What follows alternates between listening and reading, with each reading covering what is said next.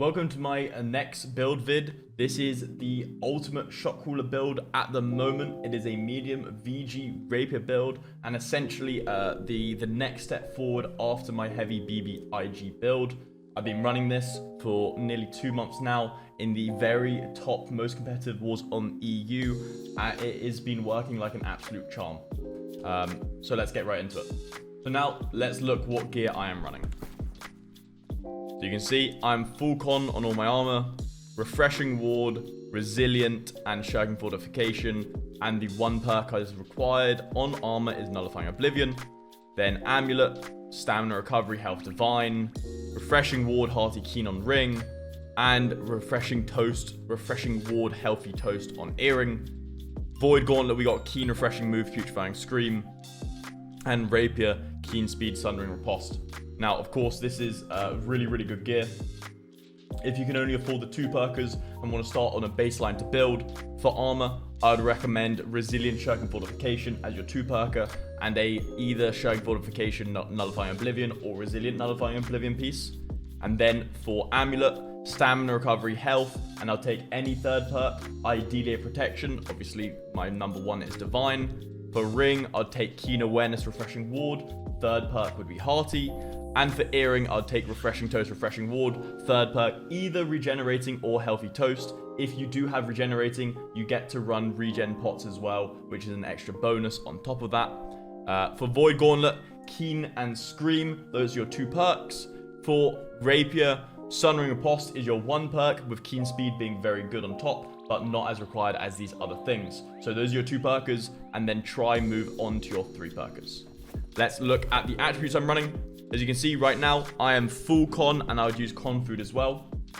Sometimes, however, there are a couple other ways to build this. One of my pieces does have dex on.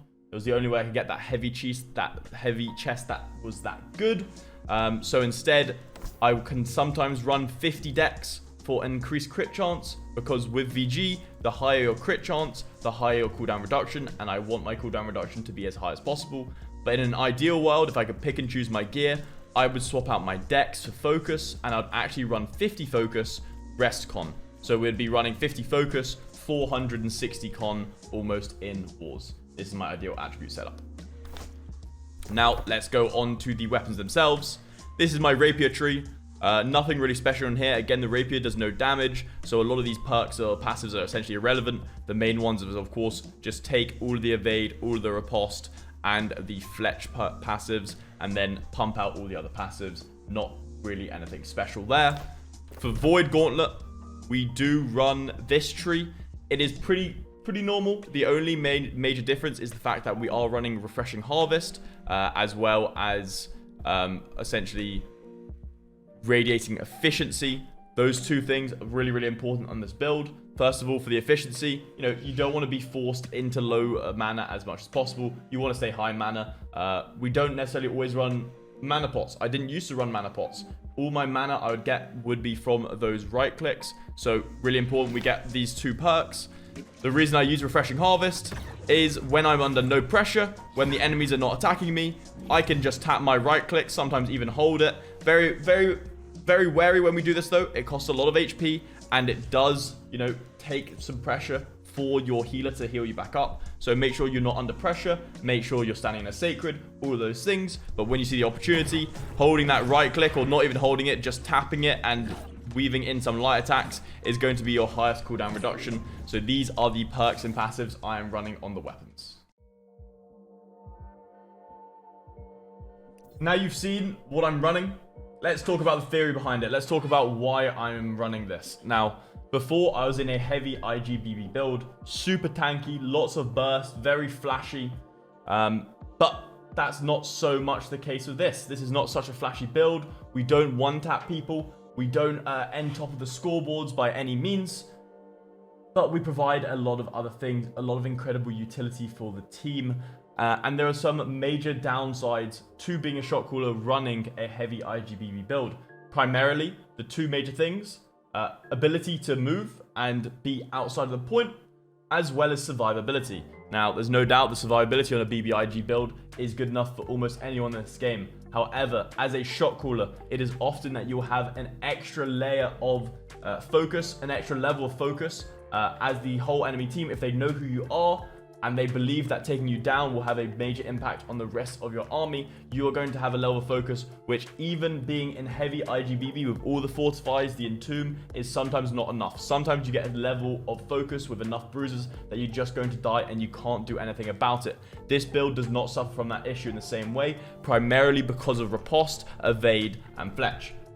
Riposte being full immunity, evade providing a lot of distance, speed, and stam, and then when you are completely stun immune, fletching away, being able to just make that level of space where it doesn't matter if you have 10-15 bruises collapse on you, you can stun them, move away, scream, oblivion down, and dance with your stam. And then obviously evade to get more stam, riposte once again. This obviously also goes into the fact we got refreshing ward as well. Refreshing ward, the more focus you get, the faster your cooldowns are back. Riposte, evade, we know how crazy these abilities are to survive. If we are on that rapier, if I have a bunch of people looking at me trying to take down my 21k HP, they are going to be resetting my cooldowns. So I can almost get under my first pressure, riposte, heal up. Then by the time I'm low HP again, my riposte will be up once again, and we just go in that rotation. As long as you got healers around, as long as you are playing with your stam in the correct management way, you are essentially never going to die.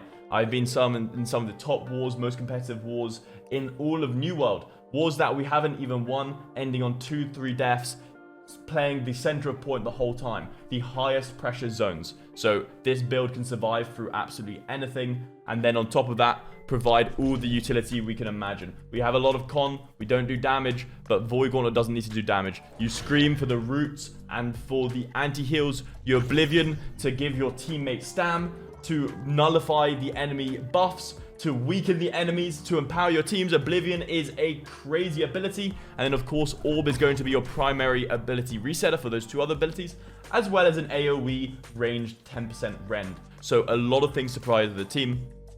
As far as the scoreboard is concerned, you know, you're never going to end at the top. You're going to end at the bottom consistently, over and over. If that's not what you like, this build's not for you. But if you're a shot caller, that should not matter. The things that matter when you look at that scoreboard, if you're going to look at any stats, you want to look at your deaths. You want your deaths to be very low.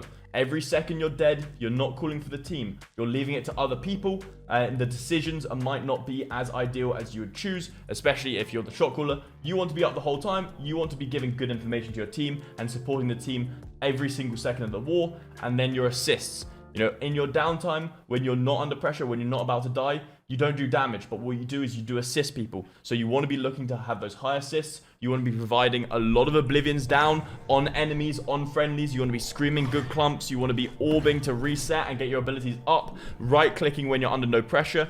You can essentially provide twice as much as a normal VG with the amount of refreshing ward, with the amount of right clicks, with the amount of just time that you can just pump abilities. You almost can provide twice as much value as any other VG. It is not uncommon for me to end up top assists on the scoreboard with essentially only one weapon in play that's going to give me assists. My rapier is not going to provide me with any assists. So those are the two things you want to be looking out for to gauge kind of how well you're doing. But of course, I'll leave that all up to you. We can now look at some war clips, see how it fares in wars. I'll walk you through a few things as it goes. I hope you enjoy.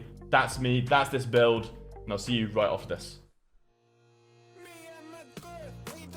And we are straight into a war clip here. You can see I'm playing the point a lot. The first thing I want to look at is kind of the cooldown rotation. So have a look at the cooldowns right now. I have my Screaming Oblivion long cooldown. I'm going to throw that orb, get a lot of crits. Instantly, a huge amount of cooldown. Now let's look at the cooldown on that rapier. Look at that riposte cooldown. That is my refreshing ward proccing right there. We've gone essentially 5 seconds off cooldown, just like I've taken a lot of damage. We're now moving through. I've run myself out of stam, not ideal. We also don't have any cleansing, so I've been alive, so a very, very dangerous situation. But we're getting our cooldowns off, moving, shifting around, and then looking for the clumps. We come from the outside, find another clump, go for that Scream Oblivion once again, and then we evade out of there. Just trying to make distance between the danger and ourselves. Again, running out of stam, not ideal, but we have that riposte for the dangerous moments. The riposte sadly does not work quite well enough, but it doesn't really matter too much. Once we take that damage, we instantly have the evade up, and you see with a medium dodge and the evade, we're able to move so far away, disengage, heal up, and then re-engage once again. Now we're just going to look at a really quick rotation. That is a grab comes in onto yourself and the friendlies, putting an Oblivion down, dodging and evading to get out of there, saving that riposte for later, more dangerous situations, giving yourself and friendlies stamina.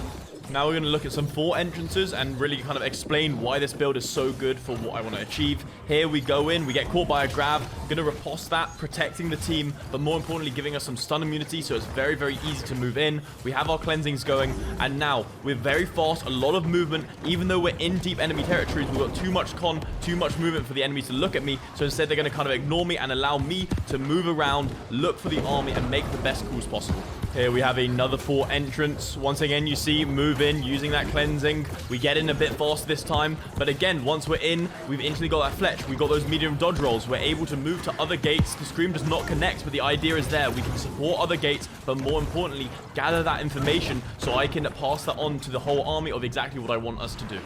For this final clip, again, we're going to open up with our riposte, put big rend on these people, get stun immunity, and more importantly, see the opportunity for a very big scream of which the rest of the team can collapse on. So not only is it good for getting in and making those calls, you can also find opportunity and get stuff off of that. So now I'm quickly going to show a clip of why this build over the BBIG for a shot caller like myself. As we can see, we're moving in here. Instantly, we're trying to snowball over to C, and everyone is focusing me. They know the name, they know I'm the shot caller, and we've got bruisers left, right, and center. We're going to use the riposte, get a big rend on them, get them off of my back, but we're still going to have them following through. We can see, look at these bruisers. They're even solo grabbing me. They're spending time. They're watching me.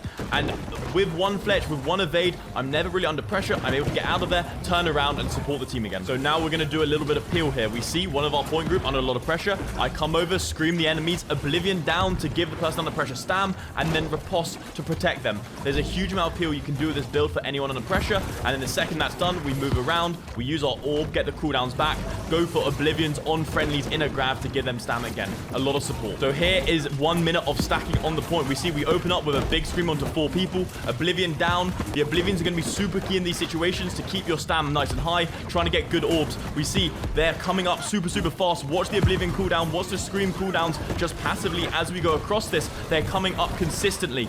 We're moving across. Every time I'm in trouble, I'll try use that rapier. I'll try even just dodge and evade out of there. If I'm in too much trouble in this situation, out of stam, I'll use my riposte. Ideally not running out of stam, but watch this Oblivion right now. I'm going to put the Oblivion down and look at that cooldown. If Oblivion is already back up, there's too much pressure. I'm going to evade out of there, use the scream, and then try get the Oblivion down. If I get too much pressure, I'm going to try move out of there, use my movement, my rapier, reset, then re-engage once again. I'm going to use the riposte here. Don't get anything, run myself out of stam. Not a good idea, but what we're going to do defensively is we're going to spam the dodges, try evade out of there, and wait for the healer to get there. As long as we got Oblivion down, as long as we got stamina, there'll be enough time for the heal, and that happens here, and we're safe. So there it is, the VG Rapier medium build. As you saw from the war clips, you know, incredibly tanky. The refreshing ward procs like nothing. You can pump abilities out, you can pump utility, you can move around the battlefield. It's incredibly good. Now, of course, it is not a cheap build anymore. Refreshing ward is expensive, especially resilient and shuriken fortification. So I understand that. It is something that I've been building over time. You might be able to pick up some cheaper pieces with focus on. As I said, 50 focus is not a troll. I'm running sometimes 50 decks, so you could even go for those dex pieces and find those cheaper pieces. But that's it. It's not so flashy, but trust me, it's the best build you're going to get if you're a shot caller in one of these harder wars. So that's it. I hope you enjoyed. I'll be trying to get a couple more build vids out fairly soon, but this is what I'm running in wars right now. This is what I've taken Bonsai to the top of EU once again.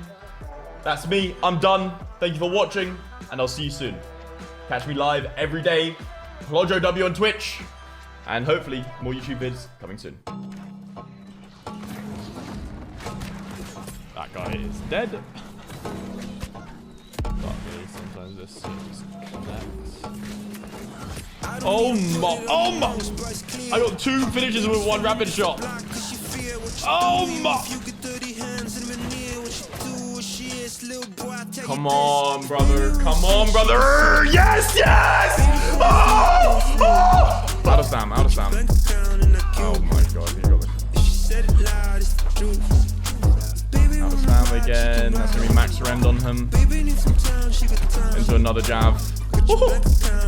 My god. She would put you in the bag. Wouldn't even need a planet. If she wanted, she a magnet. They should let her name a planet. Everything she dropped like Corona, viral, make the world start over.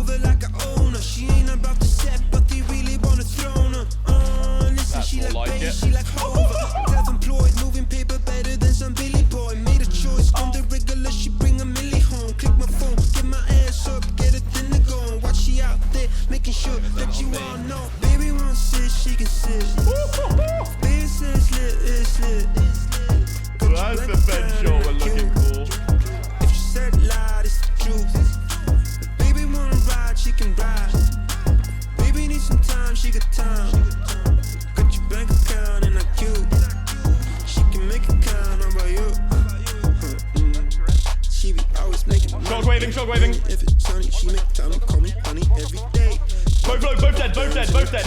Then you pay, then a couple more. Although a bit of space comes out from Kwikey, Nada under a lot of pressure. Entomb is forced. Will there be a shower to follow up? No shower. Singe is low. Nada is low. Jotaro is low. Kwikey's low. It can go anyway right here, right now. Singe is one hit. Singe gets 8 now. There's 2 versus 1, but they're both 1 HP. Nada turns around, gets 1. Now it's a 1 versus 1. The fire start, but Pillar doesn't hit anything. Although the ice storm comes in, will the heavy freeze connect? Heavy freeze does connect. Damage comes in. It's a basically 1 hit. That's 1 hit on both sides. Orb comes in, does not connect. That's a double dodge though. And there's not a take there for the win. What a